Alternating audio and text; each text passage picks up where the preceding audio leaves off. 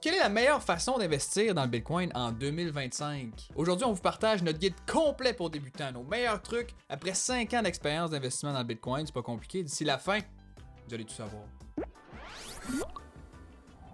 Effectivement, je pense que ce qui est plus difficile, c'est de savoir comment en acheter puis où en acheter. Parce que moi, je me souviens très bien, quand je m'étais intéressé à Bitcoin au début, super, j'ai envie d'en acheter. Mais la quantité d'applications différentes que j'ai téléchargées, que je me suis inscrite pour en acheter, il y a des frais sur ces applications-là. Tu comprends pas pourquoi il y a des frais. Là, tu veux mettre un 20$, mais là, il y a des frais. Puis tu te dis, ben là, c'est parce que voyons donc, je me fais prendre d'argent, moi, là, dans un peu partout. Fait que le vrai challenge, c'est de trouver les bonnes places où en acheter, puis de trouver l'endroit où est-ce qu'on trouve ça, on est confortable de le faire, tu sais. Mhm. Ouais, puis, tu sais, moi, je pense que j'en ai essayé une dizaine, là, pour Ouais, être moi, je bien pense honnête aussi. avec toi. Je Tu pense sais qu'il y a au pourquoi moins j'en ai 7, essayé une 8, 9, là. dizaine? Moi, c'était pas nécessairement, je voulais en essayer plein, tu sais, je voulais voir c'était quelle la meilleure. C'est que, tu sais, je voulais investir dans le Bitcoin au début, quand tu m'en as parlé. Puis le problème, c'est que j'avais pas une scène à mettre là-dedans. Fait que, j'ai cherché un peu les différentes plateformes, puis il y a tout le temps des petites promos au début de comme, tu sais, mettez 5$, on vous donne un 10 d'extra. Fait que Ouais. je faisais je faisais mes recherches de plateformes avec les petites promos de même. Puis je me suis inscrit à comme 8 à 10 plateformes différentes Je pour vais les faire. essayer, mais également pour avoir les petits bonnies pour commencer à mettre de l'argent là-dedans. C'est une très bonne stratégie. On va parler de stratégie d'ailleurs un peu plus tard, de comment on voit ça, les bonnes stratégies pour investir dans le Bitcoin. On va en parler plus Mhm. tard. Je pense que je vais faire un peu l'historique de où je suis passé pour l'audience comprenne un peu la situation. Les premières plateformes que j'ai téléchargées, je me souviens, c'était Wealthsimple, qui est un classique au Canada. Tout le monde connaît Mhm. Wealthsimple. C'était en 2021. Euh, Facile d'utilisation, mais le problème avec cette application-là à l'époque, c'est que quand tu achetais du Bitcoin là-dessus, il n'était pas à toi tes Bitcoins. C'était pas vraiment des Bitcoins que tu pouvais envoyer à quelqu'un. Si je voulais t'envoyer des Bitcoins, Sam, avec Wealthsimple, je pouvais juste pas. Tu achetais juste un genre de papier, un FNB qui représente la valeur du Bitcoin. Ouais. Fait que j'ai pas. Aujourd'hui, je pense que ça l'a changé. Par contre, j'ai pas réessayé Wealthsimple depuis, mais je pense que ça l'a changé. Euh, j'ai téléchargé les classiques, Coinbase, il y a Kraken aussi que j'ai téléchargé. Puis je pense que Coinbase à l'époque, je pouvais juste acheter ça avec ma carte de crédit. Ma carte de crédit ne permettait pas l'achat de Ah. crypto-monnaie, donc je ne pouvais pas utiliser Coinbase. Kraken, j'ai peut-être téléchargé, mais je sais pas pourquoi j'ai pas continué avec ça. Ultimement, la première plateforme d'échange que j'ai utilisée au Canada, que j'ai comme fait, ah, tu sais, ça a l'air quand même simple d'utilisation. Une plateforme qui s'appelle BitBuy. C'est une Ouais. plateforme qui est, je pense, fondée par le Mr. Wonderful, qui est Kevin O'Reilly, un ancien des Dragon's Dens canadiens. Je pense qu'il a fait les États-Unis aussi, si je ne Je pense qu'il m'abuse. était à Shark Tank. Ouais, qui était à Shark Tank. Fait que ce gars-là a fait cette plateforme d'échange-là. Ce qui était le fun, c'est que c'était la première que j'ai vue, que c'était assez simple, que tu pouvais faire juste un virement Interac à l'application, puis juste acheter ton Bitcoin avec ce virement Interac-là, puis c'était assez rapide à faire. Je l'ai utilisé pendant quelques mois facilement. J'aimais la facilité d'utilisation, mais aujourd'hui, je l'utilise plus, BitBuy. Mhm. Euh, la raison principale, c'est que BitBuy est vraiment concentré sur le trading, on va dire. Fait que tu vas recevoir des notifications de comme s'il y a une crypto-monnaie avec une face de grenouille qui a fait 15% dans la journée, puis tu vas recevoir une notification. Man, la crypto-grenouille est en train de pomper, mon gars. Viens trader sur la plateforme, viens trader sur la plateforme. Et quand ça vient de temps de Bitcoin, je pense que ce n'est pas dans l'éthique de ce que c'est. C'est pas ce que j'essaie de véhiculer comme Non. bonne pratique, on va dire. Fait Non. que aujourd'hui, j'utilise plus. Toi, je sais pas, c'est quoi tes premières plateformes que tu as utilisées? Ben moi, j'en ai utilisé, comme je te dis, j'en ai utilisé plusieurs.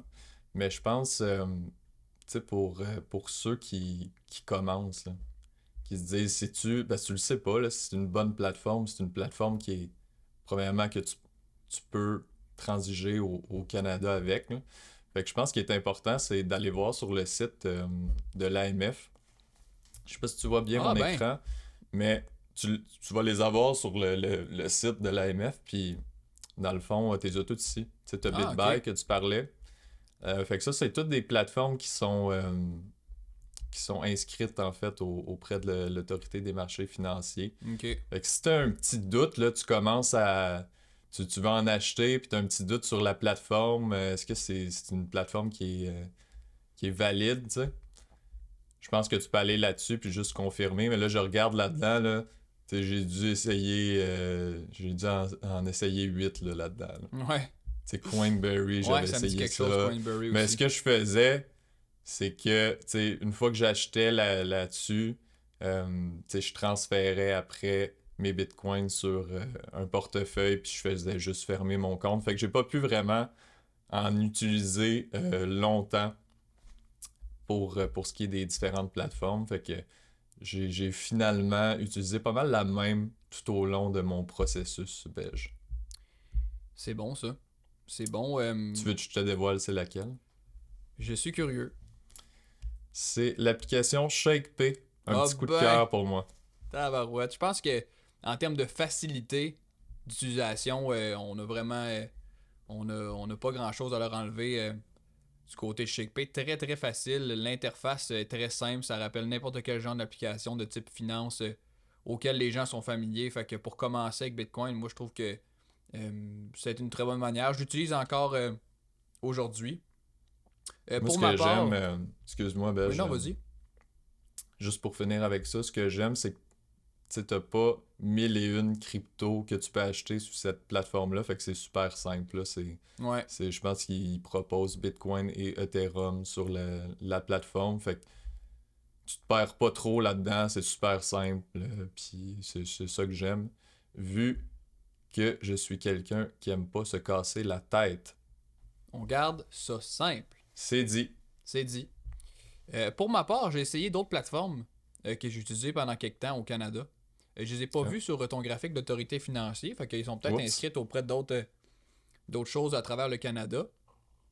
J'ai essayé Bull Bitcoin ainsi que Bitcoin Well, qui sont des plateformes d'échange qui sont un peu différentes que les autres, dans le sens où est-ce que la plateforme d'échange en tant que telle ne possède pas tes bitcoins. Parce que ça veut dire, c'est que quand tu en achètes auprès de ces plateformes-là, tout de suite, ils te demandent un portefeuille pour dire on te les envoie dans ton portefeuille. Fait que pour ceux qui sont pas familiers, c'est une pratique qui est généralement recommandée que quand on achète des bitcoins, éventuellement, il faut que tu les sortes de la plateforme d'échange parce qu'une plateforme d'échange, ça peut se faire pirater, ça peut faire faillite. C'est déjà arrivé dans l'histoire du bitcoin. Mhm. Fait que retirer ces bitcoins de la plateforme, c'est la bonne solution. Puis ces plateformes-là font en sorte que tu dois tout de suite avoir un portefeuille, puis, puis les recevoir. Donc, automatiquement, tu deviens un peu à l'abri de ces risques-là. Fait que c'est une bonne Ok, chose. Ça c'est pas demande pire ça. quand même que tu apprennes comment marche un portefeuille, puis qu'est-ce que ça veut dire un peu. Fait que ça demande un petit apprentissage de plus, mais clairement, ça montre la bonne pratique d'entrée de jeu. Puis, pour ce qui est de Bitcoin Well aussi, il y a un réseau d'ATM à travers le Canada. Fait qu'on peut utiliser les guichets automatiques pour en acheter aussi auprès d'eux autres. Fait que si on leur fait un petit sommaire avant de passer au Ouais. prochain chapitre, qu'est-ce qu'on pourrait dire? On pourrait dire que faites vos recherches. Je pense que c'est la première chose, peut-être aller consulter le site de l'AMF pour ce qui est du Québec, là, qu'est-ce qui est au Canada, qu'est-ce qui est inscrit auprès de l'AMF. Ça permet de savoir que les plateformes ont des bonnes pratiques aussi. Fait que je pense que ça, c'est important pour ma part. En tout cas, c'est le conseil que je donnerais. Puis sinon, peut-être en essayer une ou deux pour voir laquelle vous êtes plus à l'aise avec ça, mais ça reste que je pense que n'importe quelle plateforme là, va faire le job. Là. Ouais, ça Mhm. peut, ça peut tout faire la job. Moi, si je peux dire quelque chose, c'est une plateforme qui t'envoie trop de notifications, qui t'invite à venir dépenser ton argent quasiment à la manière d'un casino. C'est pas quelque chose que je recommanderais pour quand on débute parce que ça te met juste. Personne comprend c'est quoi Bitcoin quand on commence, fait que ça te met juste plein d'autres choses dans ta tête qui est pas nécessaire. Ça te met plein de stress de dire my god, faudrait-tu que j'achète tel crypto pour faire de l'argent vite? J'ai une notification de tout ça, fait que allez-y avec quelque chose qui fait en sorte que vous permettez d'acheter du Bitcoin, puis il y a beaucoup moins de bruit alentour de ça, puis ça vous permet d'apprendre sur ce que c'est davantage. Ouais, j'aime bien ce conseil, Belge. Je pense que ça nous amène à notre deuxième chapitre pour le podcast d'aujourd'hui. Ça serait quoi les meilleures stratégies une fois que tu es dans la plateforme, là? Puis là, tu as trouvé Ouais, ta plateforme, tu es à l'aise avec ça. ouais. Qu'est-ce que tu fais? Tu sais, tu t'achètes à tous les jours, t'achètes 15 000 piastres d'une shot, puis tu laisses ça aller. Qu'est-ce qu'on Tu fait? fais quoi? Tu sais, c'est quoi tes stratégies, toi? Je pense que ça, c'est quelque chose que n'importe qui débute ressent à l'intérieur. Ils ont des bitcoins sur la plateforme d'échange, puis ils le regardent à tous les jours.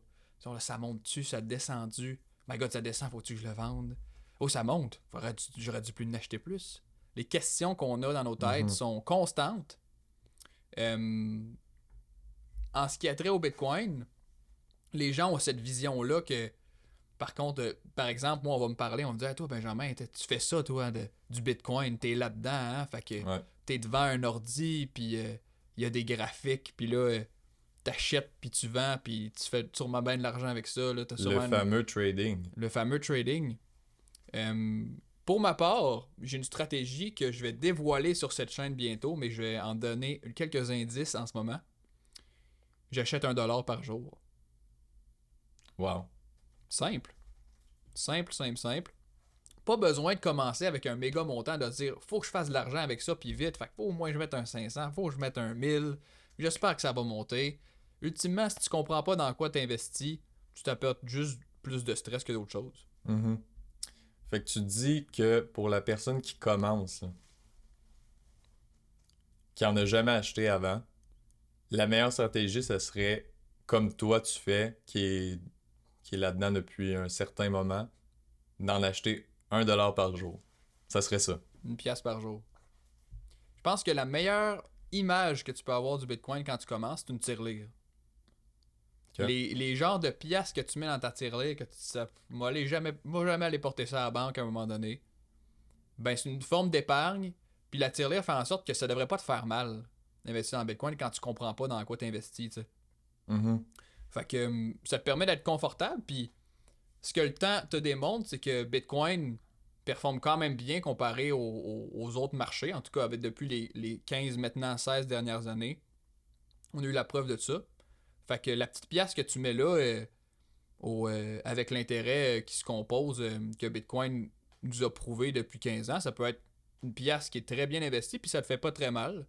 Puis ultimement, plus on croit en la technologie, plus on trouve que c'est un actif qui vaut la peine d'avoir notre attention, d'avoir notre capital, ben on peut augmenter au fur et à mesure qu'on est confortable.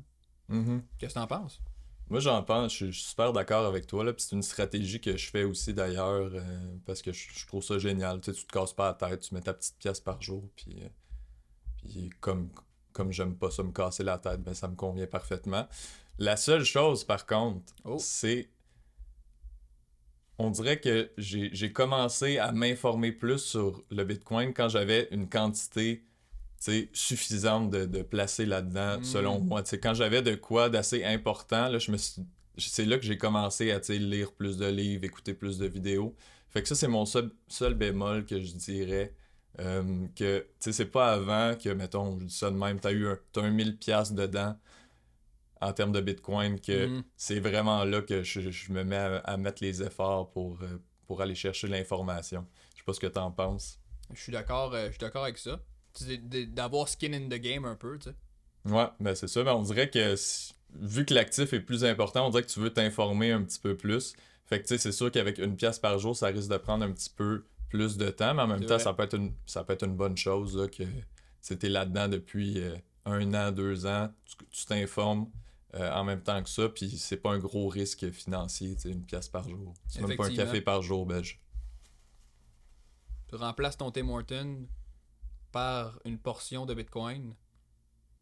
Ouais. Hey, ça peut pas te faire mal, là. Ok, t'as pas Je ton pense petit que ça pourrait être café. ça. Tu sais, si tu cherches des idées pour ta miniature, là, Ouais. un café par jour. Un café par jour. Ça va se ramasser dans une thumbnail, ça, mesdames et messieurs. C'est Ouais. sûr. Fait que sommaire, mettons qu'on résume ça un peu. Garde, on y va avec quoi on est confortable. Je pense que Le c'est ça. trading. Le trading, on n'a pas parlé du trading ben ben, mais S'il y a des gens qui font du trading dans la vie, puis qui gagnent leur vie avec ça, mais tant mieux pour eux autres. Mais trader du Bitcoin, surtout quand on est un débutant, beaucoup plus de risques que de bénéfices, à mon avis. Il y a beaucoup de données qui montrent que la plupart des traders sont pas profitables, surtout quand ils commencent. Puis quand on regarde ce que Bitcoin apporte comme rendement depuis sa jeune histoire, l'idée de s'en débarrasser, en racheter, s'en débarrasser, s'en racheter, écoute, ce serait juste plus simple d'en accumuler, puis de laisser le temps passer, puis d'utiliser ça comme une petite tirelire, comme c'est fait pour être utilisé. Ouais, c'est un outil d'épargne. Fait que le 1$ par jour, je l'aime bien. Vous voulez mettre 1$, 2$, 3$, c'est pas nous qui va vous juger quand même. Là. On n'est pas là pour juger, mais je trouve que c'est vraiment un bel outil d'épargne. Puis c'est vraiment de l'épargne à l'état pur qui ne perd pas de la valeur dans le temps, plutôt qu'il en gagne. T'sais. Et voilà, une tirelire simplifiée à l'ère moderne de l'Internet. Voilà. Fait que là, t'achètes 1$ par jour, puis le monde, ils se disent, mais tu fais quoi après? Parce que tu dis, faut pas laisser nos bitcoins sur la plateforme d'échange, justement, par éventualité que la plateforme fasse faillite ou peu importe. Fait que c'est important de les mettre ailleurs, tu sais, tes bitcoins, mais t'es mets où? Le ailleurs, là, c'est où ça? Où c'est qu'on met ça? Ouais. C'est où qu'on met ça? Parce qu'il y a plein d'affaires, il y a des... Tu sais, on entend des portefeuilles à chaud, des portefeuilles à froid. Mais pour quelqu'un qui débute là-dedans, là, ça lui dit absolument rien. Ça dit pas Je sais pas si tu peux faire un peu une petite explication, là, c'est quoi ces deux types de portefeuilles-là? Portefeuille à chaud, à froid, c'est quoi un portefeuille Bitcoin à base? Un portefeuille Bitcoin, vu que Bitcoin c'est une forme de monnaie sur Internet, ben on peut se l'échanger directement pair à pair. Fait que je peux envoyer des Bitcoins à Sam si je veux, comme si je peux y donner un billet de 20$ entre les mains. C'est le même principe. Quand on a son portefeuille un peu dans nos poches avec nos billets de 20 dedans, ben c'est notre portefeuille. On est en plein contrôle de ces billets d'argent-là qui sont dans le portefeuille. Il n'y a rien qui m'empêche de donner le 20$ à quelqu'un. Mais quand l'argent est à la banque, même si c'est notre argent, comme on le voit, mais si on veut faire une transaction quand même, on le demande à la banque pour faire une transaction. C'est comme ça que notre système fonctionne. Mm-hmm. Fait que Bitcoin te permet de pas avoir besoin d'intermédiaire comme une banque pour faire une transaction. Fait que un portefeuille fait en sorte que tu deviens ta propre banque. Tu deviens propriétaire de tes bitcoins et tu peux les transiger comme tu veux. Quand ils sont sur une plateforme d'échange, ben si tu veux avoir accès à tes bitcoins, il faut que tu demandes la permission à la plateforme d'échange dans un sens. Ou que tu fasses confiance à la plateforme d'échange qu'elle gère ses bitcoins comme il faut, qu'elle gère la sécurité comme il faut. Un portefeuille, c'est vraiment la bonne pratique pour éviter ce risque-là de tierce partie, prendre le plein contrôle de ses bitcoins. Fait que, effectivement, il y a deux types de portefeuilles là-dedans. Il y en a plusieurs pour différentes utilités. Je pense que pour les gens qui débutent, ils devraient commencer à s'informer sur comment ça fonctionne. C'est pas compliqué, un portefeuille. On va te donner un genre de mot de passe qui est 12 à 24 mots que tu dois absolument garder et noter sur du papier et garder hors ligne. Puis ça sert un peu de backup à tes bitcoins pour n'importe quel type de portefeuille. Pour ma part, ceux que j'ai utilisés pour du jour le jour, là, si c'est notre premier portefeuille puis on veut juste enlever nos bitcoins des plateformes d'échange, il y a un portefeuille qui s'appelle Blue Wallet qui est gratuit sur toutes les applications. C'est un logiciel open source, facile à utiliser. C'est sûr que ça va prendre un tutoriel plus poussé pour expliquer ça. Je peux pas expliquer ça en podcast comme ça, mais c'est là, clairement la première... juste pour être sûr, là, on parle de portefeuille à chaud. Vu qu'un portefeuille à chaud est sur ton téléphone ou c'est une application là, que tu vas avoir sur ton téléphone. C'est ça, exactement. Puis ça apporte vraiment une meilleure sécurité que le laisser sur une plateforme d'échange. Puis les bonnes pratiques, c'est une fois que le montant devient quand même considérable, que ça vaut quand même une bonne portion de vos actifs ou c'est un montant que vous voulez vraiment sécuriser encore plus, ben, il y a des portefeuilles à froid qui sont des petites clés USB un peu qui vont venir sécuriser les clés pour tes bitcoins hors ligne. Fait que c'est encore plus difficile de venir pirater ça quand c'est hors ligne que quand c'est un téléphone qui peut être souvent connecté à Internet, par exemple. Mm-hmm. Fait que ça, c'est comme un sommaire de comment ça fonctionne. Lâchez un petit abonné sur notre chaîne si vous voulez voir des tutoriels. Puis laissez-le savoir dans les commentaires si vous voulez un tutoriel de voir comment ça Vraiment marche. plus poussé, là. On pourrait clairement vous servir là-dessus. Mais c'est vraiment un peu un sommaire de comment ça fonctionne. Toi, Sam, quelle application t'as utilisé avec ça? Ben moi j'ai écouté un peu tes conseils, fait que j'ai téléchargé sur mon téléphone l'application Moon, qui est Mhm. justement un portefeuille à chaud. Fait que juste pour pouvoir sécuriser mes bitcoins en dehors d'une plateforme. Fait qu'une fois que j'achetais mes bitcoins, je les transférais sur Moon. Fait que là, je savais qu'il était un petit peu plus sécuritaire là-dessus. Euh, Puis comme tu dis, là, ça implique justement que tu écrives tes mots de récupération là, en cas de C'est ça. perte. Fait que ça, j'ai fait ça jusqu'à temps que j'aille un assez bon montant là-dedans, que ça me valait la peine d'acheter un portefeuille à froid. Fait que vraiment déconnecter à Internet pour justement là, augmenter la sécurité. Fait que c'est un peu la pratique que j'ai fait. Une fois, je dirais, tu sais, quelques milliers de dollars, je pense que ça vaut la peine d'investir peut-être un petit 100$ pour justement que tes Mhm. bitcoins soient un petit peu plus sécuritaires. Je suis d'accord avec toi. Si on fait un sommaire là-dessus, si on veut sécuriser ses bitcoins et sortir des plateformes d'échange, on télécharge un portefeuille. Je pense que la première étape pour les gens serait de télécharger un portefeuille là, gratuit là, de type Blue Wallet, de type Moon Wallet. Pour vrai, Blue Wallet, c'est vraiment simple d'utilisation. Je pense que c'est encore un standard aujourd'hui dans l'univers du Bitcoin. Fait que télécharge ça, on peut les transférer là-dessus comme première étape. Puis plus le montant augmente, si on veut être un peu plus confortable avec ça, ben on peut y aller d'un portefeuille à froid. Là, les plus populaires qui existent là-dedans, il y a Ledger, il y a Treasure, il y a Blockstream Jade qui existe aussi, il y a la Cold Card qui existe aussi. Il y a tout plein d'options pour différents types d'utilisateurs. Ça c'est bien certain. Mhm, Fait que absolument. c'est pas mal ça. Laissez-nous savoir dans les commentaires si on n'a pas répondu à certains des questions que vous avez en tête. Si vous avez quelque chose que vous ne le savez pas, mettez ça dans les commentaires. On va y répondre. Puis même, on va peut-être faire une autre vidéo pour pouvoir éclaircir sur ces sujets-là que j'en avais. Une petite question-réponse, ça pourrait être intéressant. Exact, tu sais, un tutoriel peut-être complet sur l'achat ou le transfert de Bitcoin, comment les sécuriser proprement. Ça pourrait être un autre bon sujet, là. Faites-nous savoir si ça vous intéresse. Sinon, on a couvert quand même quelques points, Belle, ça a été bien. Ça a été bien. Fait que là-dessus, la gang de Gen B, on vous dit merci beaucoup. Puis on se voit la Yes. semaine prochaine.